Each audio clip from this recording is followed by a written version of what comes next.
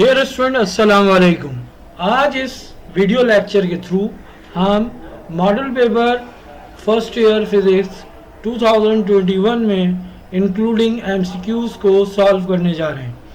तो इस video lecture की मदद से आप एमसीक्यूज़ को ना सिर्फ सॉल्व कर पाएंगे बल्कि इन एमसीक्यूज़ को समझ भी पाएंगे कि किस तरीके से हम एमसीक्यूज़ सॉल्व करते हैं। ओके बेटा, हमारे पास सबसे पहला जो एमसीक्यूज़ है हम उसकी जानिब बढ़ते हैं कि क्या पूछा जा रहा है। आपकी स्क्रीन पर मौजूद है, if small g denotes acceleration due to gravity and g denotes gravitational constant, capital G small g का रेशो जो है उसकी आपको डायमेंशन मालूम करनी है। अच्छा, आप देखें यहाँ पर इत्मीनान से ये तमाम डायमेंशन आपके पास मौजूद हैं। आपको करना क्या है कि इसको सॉल्व करके चेक करना है कि किस तरह की डायमेंशन है। तो सबसे पहले हम सोल्यूशन की तरफ आते हैं। स्मॉल जी की डायमेंशन, क्योंकि आपको पता है ये एक्सेलरेशन है, L/T² होती है। कैपिटल जी की डायमेंशन होती है L³ डिवाइड बाई T²। ये फ्रैक्शन जब इन्वर्ट होगा तो आपको पता है मल्टीप्लाई में आ जाएगा, डिवाइड से तो इन्वर्स हो जाएगा। इस तरह आपके पास इस L से ये L³ की एक पावर कैंसिल हो जाएगी और T² से T² कैंसिल हो जाएगा। नतीजे में आपके पास small g divide by capital G की जो डायमेंशन होगी वो आएगी capital M divide by L²। घबराने की बिल्कुल ज़रूरत नहीं है। आपके पास जो डायमेंशन आई वो आई M/L², जबकि यहाँ पर कोई भी ऐसी आपको डायमेंशन नहीं है जिसमें T शामिल ना होगा, सब में T मौजूद है। तो बेटा याद रखिएगा कि जब किसी भी रियल नंबर पर या किसी भी नंबर पर हम ज़ीरो पावर लगाते हैं उसका मकसद होता है 1। तो अगर हम इस डायमेंशन को लिखना चाहें तो वो बनेगी M/L इनवर्स स्क्वायर T की पावर 0। तो ये डायमेंशन आपके पास मौजूद है। अब इसको सोल्यूशन करते वक्त आपको इन बातों का ख्याल रखना है कि आपको डायमेंशन अच्छी तरीके से याद हो, लेकिन इससे क्विक और आसान ऑल्टरनेटिव सोल्यूशन मौजूद है। इसके लिए ज़रूरी है कि आप G के इस फॉर्मूले को याद रखें जो कि हमने चैप्टर 6 में पढ़ा है। G at the surface GME/R²। थोड़ी सी मैथमेटिकल रीअरेंजमेंट करेंगे तो क्या हो जाएगा, कैपिटल G को यहाँ मल्टीप्लाई में तो लेफ्ट साइड पे आके डिवाइड में आ जाएगा। तो एग्जैक्टली आपके पास ये सिचुएशन आ जाएगी। अब मास की डायमेंशन सबको याद है, मास की डायमेंशन m होती है और रेडियस यानी डिस्टेंस की डायमेंशन l होती है। तो आप दोनों सोल्यूशन को देख सकते हैं, इंतहाई आसानी से आप इस रिजल्ट पे पहुंच गए। और फिर वही कॉन्सेप्ट कि T की पावर हम यहाँ पर क्या लगा देंगे, 0 लगा देंगे। तो इस तरह आपके पास ओके आपके पास अब जो क्वेश्चन है वो सामने स्क्रीन पे नज़र आ रहे होंगे कि जनाब, if an apple is thrown with a speed of 30 meter per second in a direction 15 degree above the horizontal, then its horizontal range is। तो बेटा आपको रेंज का फार्मूला याद होना चाहिए। रेंज बराबर होती है V0² sin 2θ/g। ये आपके पास स्पीड है, इसको आपने स्पीड की जगह पुट किया, एंगल की जगह आपने एंगल पुट किया। अब ये सोल्यूशन आपके सामने 30 का स्क्वायर 900 sin 30 0.5। तो ये आपके पास अप्रॉक्सीमेटली 46 मीटर जो है इसका करेक्ट आंसर है। नेक्स्ट क्वेश्चन में आपसे पूछा जा रहा है, if an object is placed at principal focus of a converging lens, यानी कॉन्वेक्स लेंस की बात हो रही है, the image will formed at. तो लाजमी बात है अगर ऑब्जेक्ट आपका फोकस पर होता है तो इमेज कहाँ होती है, इन्फिनिटी पे। यही एमसीक्यू रिवर्स भी हो सकता है। अगर आपसे ये कहा जाए if an object is placed at infinity of a converging lens तो इमेज विल फॉर्म्ड एट, बिल्कुल रिवर्स हो जाएगा। नेक्स्ट क्वेश्चन में आपसे पूछा जा रहा है if A vector is equals to A I and B vector is equals to B J then A cross B is equals to. तो बेटा आपको पता है ए क्रॉस बी के अंदर बहुत खूबसूरत सवाल है ये, आई क्रॉस जे किसके बराबर होता है, के के। तो अब यहाँ के वाली टर्म ढूंढने कौन सी है, तो ये ए बी मल्टीप्लाई बाई के, क्योंकि आप जानते हैं क्रॉस प्रोडक्ट में आई क्रॉस जे बराबर होता है के, जे क्रॉस के बराबर होता है आई के, और के क्रॉस आई बराबर होता है जे के। तो यहाँ पर एक वेक्टर के अंदर आई यूनिट वेक्टर है और दूसरे में जे, तो ऑटोमेटिकली इसका क्रॉस प्रोडक्ट क्या होगा, A B times k. The SI unit of intensity level is intensity level of sound is decibel होती है। अगले क्वेश्चन में देखें the acceleration of a body moving down a frictionless plane inclined at 30 degree will be. तो बेटा a is equals to g sine theta, incline plane पर acceleration के लिए होता है। आप सीधा सीधा यहाँ पर 9.8 और 30 डिग्री रखेंगे तो आंसर आएगा आपके पास 4.9 मीटर पर second square. That is the correct answer. The horizontal range of a projectile depends upon। तो बेटा अभी अभी हमने पिछले क्वेश्चन में रेंज का फॉर्मूला लगाया था, R equals to V naught square sine 2 theta upon G. The angle of projection, यानी लाजमी बात है एंगल पर भी डिपेंड करता है, जी पर डिपेंड करता है और इनिशियल वेलोसिटी पर भी। तो आंसर आएगा बेटा ऑल ऑफ देम। नेक्स्ट में आपसे पूछा जा रहा है while passing through its equilibrium position the speed of body execute simple harmonic motion becomes। तो बेटा सिंपल हार्मोनिक मोशन का स्लोगन ही यही है कि इक्विलिब्रियम पोजीशन पे कोई बॉडी अगर सिंपल हार्मोनिक मोशन एग्जीक्यूट करती है तो उसकी वेलोसिटी मैक्सिमम होती है, एक्सट्रीम पॉइंट पर 0 होती है। तो करेक्ट आंसर होगा आपके पास maximum. The rate of change of angular momentum with respect to time is, बेटा जिस तरह आपके पास rate of change of momentum force होती थी, फोर्स का एनालॉजी एंगुलर मोशन के अंदर एनालॉगस टॉर्क है, तो ये टॉर्क करेक्ट आंसर होगा। नेक्स्ट क्वेश्चन में आपसे क्या पूछा जा रहा है, the laws of motion in the presence of the constant acceleration are given by. तो बेटा ये कोई पूछने की बात नहीं है, सब जानते हैं कि ये न्यूटन्स के लॉ है। अगले क्वेश्चन में आपसे पूछा जा रहा है the rate of doing work is 0। अब पहले तो आपको ये पता होना चाहिए कि the rate of doing work क्या है, तो इसका मतलब ये क्या हो गया, ये है power. Power is 0 when the angle between force and velocity. तो बेटा पावर एक डॉट प्रोडक्ट है और डॉट प्रोडक्ट में कॉस थीटा आता है, लिहाजा 90 डिग्री पर जो है पावर क्या होगी, 0 होगी।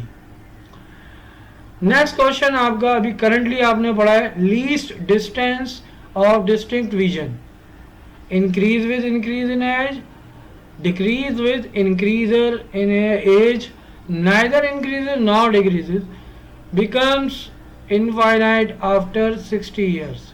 तो बेटा इसका करेक्ट आंसर है decrease with increase in age. जैसे जैसे आप जो है एज बढ़ती जाती है, करीब से करीब तरह देखने की सलाहियत, दूर से दूर देखने की सलाहियत ख़त्म होती जाती है, तो आप चीज़ों को देखेंगे बुजुर्ग हजरात बहुत करीब चीज़ों को देखकर पढ़ते हैं, रीडिंग वगैरह करते हैं। तो एवरेज जो है 60 ईयर्स के लिए 8 to 9 सेंटीमीटर इसका जो है least distance of distinct vision आता है। In Young double slit experiment the condition for the constructive interference is that the path difference must be an integral multiple of the wavelength। तो बेटा ये आपके पास यहाँ तक के MCQs इस स्लाइड में बआसानी सॉल्व हो चुके हैं। The length of astronomical telescope is equals to, तो बेटा इसका आंसर जो है करेक्ट वन है FO प्लस FE, यानी focal length of objective plus focal length of eyepiece. अगले क्वेश्चन में पूछा जा रहा है आपसे, a vector which can be displaced parallel to itself and applied at any point is known as, बेटा ये डेफिनेशन है पूरी इसकी फ्री वेक्टर की।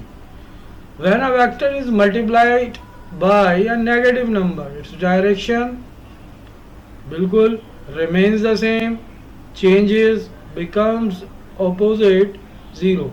तो बेटा नेगेटिव साइन जो भी मैग्नीट्यूड होगी वेक्टर की वो अपनी जगह, जब नेगेटिव साइन आएगा तो इसका मतलब क्या है, डायरेक्शन क्या होगी, ऑपोजिट हो जाएगी। तो करेक्ट आंसर है आपके पास becomes opposite.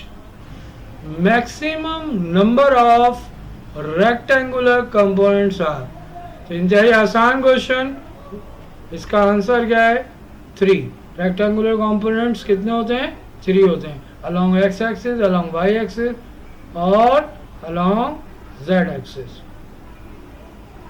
A body is moving with uniform velocity, its direction of motion changes, क्योंकि उसकी मैग्नीट्यूड क्या रहेगी, सेम रहेगी, तभी तो हम कहेंगे कि ये यूनिफॉर्म वेलोसिटी से मूव कर रहा है। During long jump athlete runs before taking the jump, by doing so he increases his momentum is correct answer, क्योंकि जितना तेजी से वो आएगा उतनी तेजी से वो अच्छी जंप लगा सकता है। If the force of friction is negligible, then acceleration of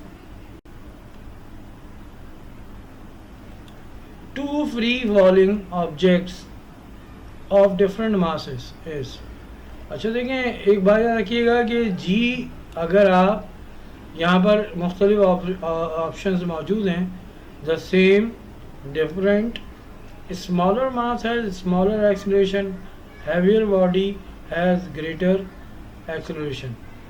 तो बेटा याद रखिएगा कि फ्री फॉल बॉडी जो भी फ्रिक्शनलेस जो है इन्वायरमेंट के अंदर एक्सेलरेशन मास पे डिपेंड नहीं करता, तो द सेम एक्सेलरेशन जो है करेक्ट आंसर होगा।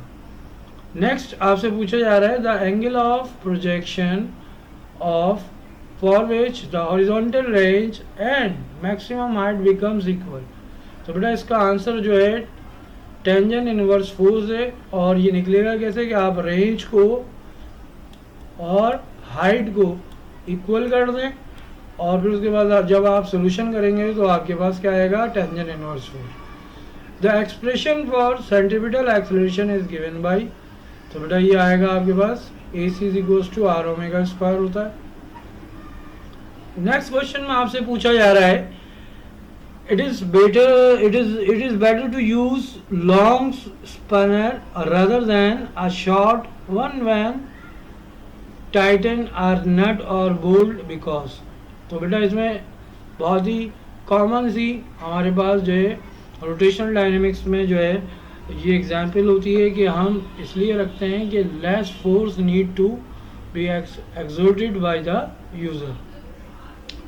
अ hole is drilled through the earth along the diameter and stone is dropped into it. When it stone is at the center of the earth, it has mass. क्यों कि wait क्यों नहीं होगा, क्योंकि आपके पास g 0 हो जाएगा तो वेट 0 हो जाएगा। एक्सेलरेशन एंड सेंट्रीपिटल फोर्स दोनों ही यहाँ पर जो है सेम नहीं रहेगी, बल्कि इस वक्त जो है सिर्फ और सिर्फ। इस क्वेश्चन में आपसे पूछा जा रहा है if the radius of the earth were to shrink by 1%। तो अगेन बेटा मैं आपको यहाँ एक बात समझाना चाहूँगा कि अगर ये 1% से श्रिंक हो रहा है while its mass remaining same, तो आपके पास फार्मूला क्या है, G = G(m)(e)/r(e)²।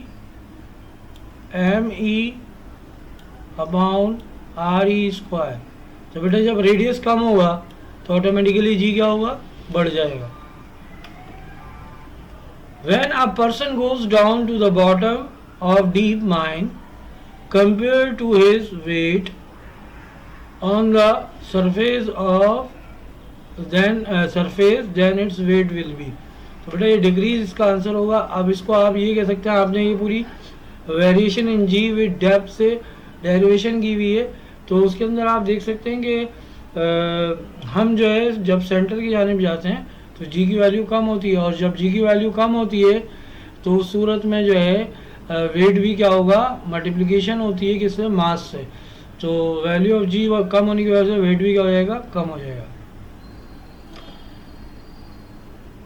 If the mass of the earth becomes 4 times larger having same radius the value of g will be। ये बिल्कुल लिंक कर रहा है आपका इस लास्ट क्वेश्चन से।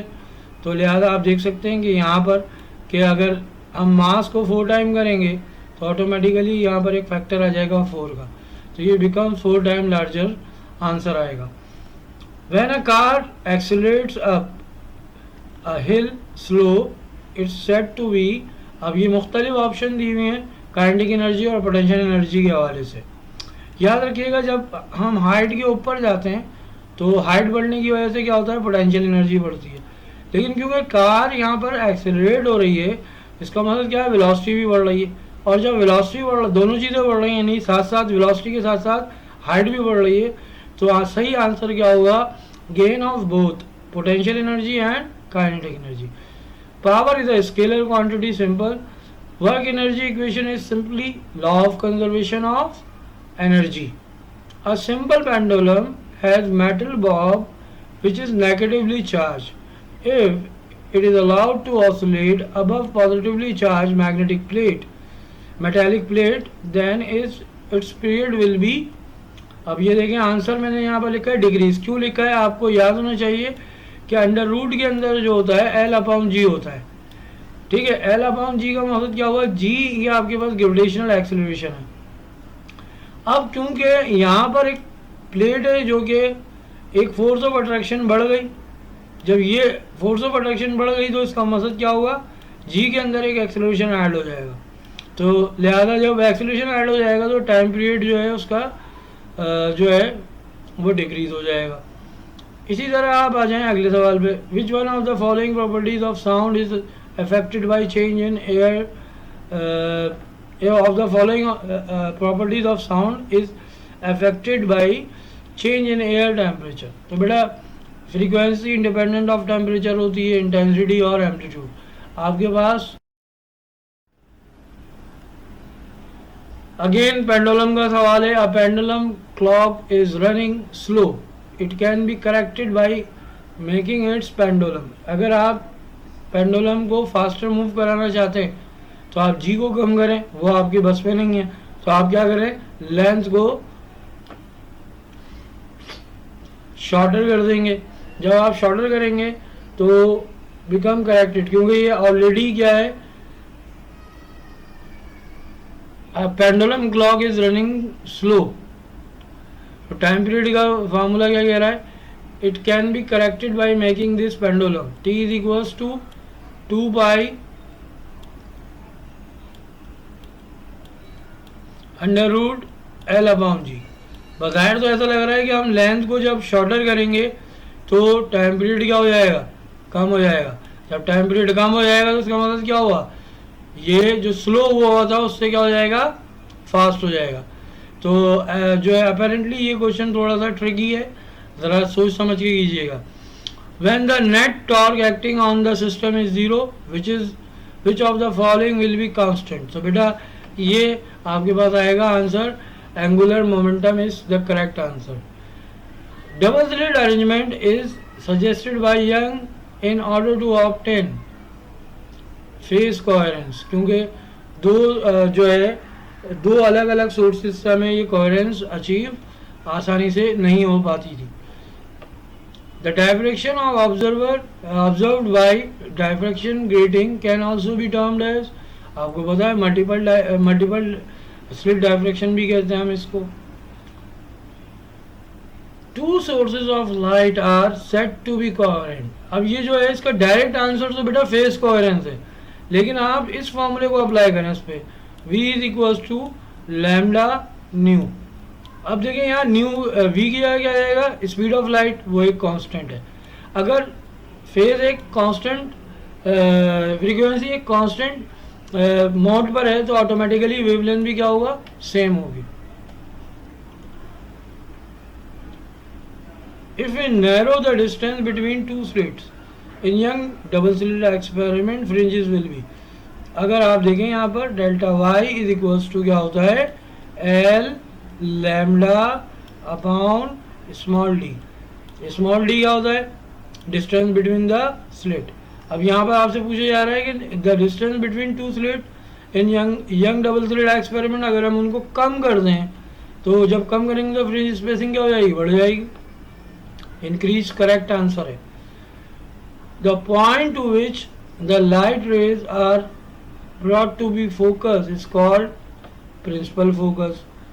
If the magnification of the lens is 6 and the image distance is 24 centimeter, the object distance, तो बेटा आपको पता है ये फार्मूला लीनियर मैग्निफिकेशन का, m is equals to q upon p। अब यहाँ पर आप वैल्यूज रखेंगे, 24 डिवाइड बाई 6 होगा, तो ये आपके पास आंसर क्या हो जाएगा, 4 के बराबर, यानी 4 centimetre is the correct answer. Distance between two consecutive crest और trough is known as, basic definition wave in motion में हम उसे क्या कहते हैं, वेवलेंथ कहते हैं। To place a bright fringe by a next bright fringe in Michelson interferometer, the movable mirror is moved through a distance is equals to lambda by 4। तो बेटा इस तरीके से मॉडल क्वेश्चन पेपर के अंदर जो एमसीक्यूज आपने देखे हैं, ये तमाम एमसीक्यूज जो हैं इत्मीनान से हमने आपको यहाँ पर सॉल्व करके समझाए हैं। आप इस वीडियो को देखकर ट्राई कीजिए और इन चीज़ इस तरह के जो सिमिलर एमसीक्यूज हैं जो आपकी बुक्स में या आपके नोट्स में मौजूद हैं उनको सॉल्व करने की कोशिश कीजिएगा। इस वीडियो में मौजूद किसी भी चीज़ से अगर आपको कोई प्रॉब्लम होती है या और कुछ इससे रिलेटेड आपको समझ में नहीं आता है तो आप व्हाट्सएप ग्रुप पर पूछ सकते हैं। Thank you.